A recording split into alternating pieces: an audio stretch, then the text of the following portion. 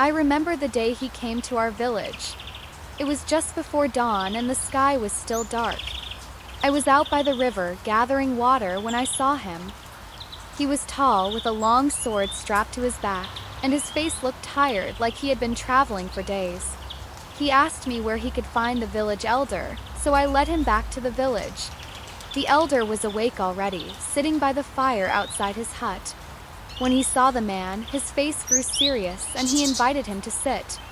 The warrior told us his name was Ryu, and he had heard rumors of a band of raiders coming this way.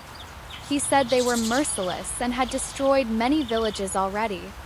He had seen them himself, and he knew they would show us no mercy. The elder nodded, listening carefully. Then he told Ryu that we had no warriors, only farmers and fishermen, and asked if he would help us. Ryu didn't answer right away. He just stared into the fire like he was thinking about something far away. Finally, he nodded and said he would stay.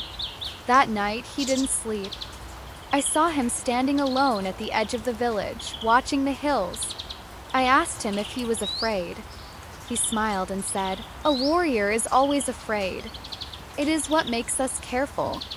The next morning, the raiders came. They were more than we had expected, at least 20 men armed with swords and shields.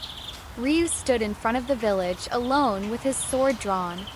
He told the women and children to hide, and he told the men to stand back. He would face them himself. I hid with my mother in one of the huts, but I couldn't help peeking through a crack in the wall. I saw him fight, and it was like nothing I had ever seen. He moved with such speed and grace, his sword flashing in the sunlight. He cut down one raider after another, his face calm, his movements precise. But there were too many of them. I saw one of the raiders strike him from behind, a deep cut to his shoulder. He staggered but didn't fall. He kept fighting, even as blood ran down his arm. Another raider slashed at his leg, and he went down on one knee, but he still didn't stop.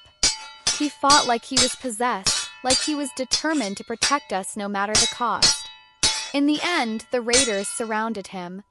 He was bleeding, breathing heavily, but he looked each of them in the eye and raised his sword one last time.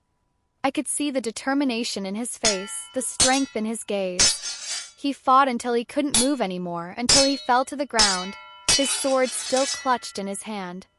When it was over, the raiders left, carrying their wounded and their dead. They didn't even look back. And there, lying in the dirt, was Ryu, our lone warrior. The elder went to him, knelt beside him, and closed his eyes.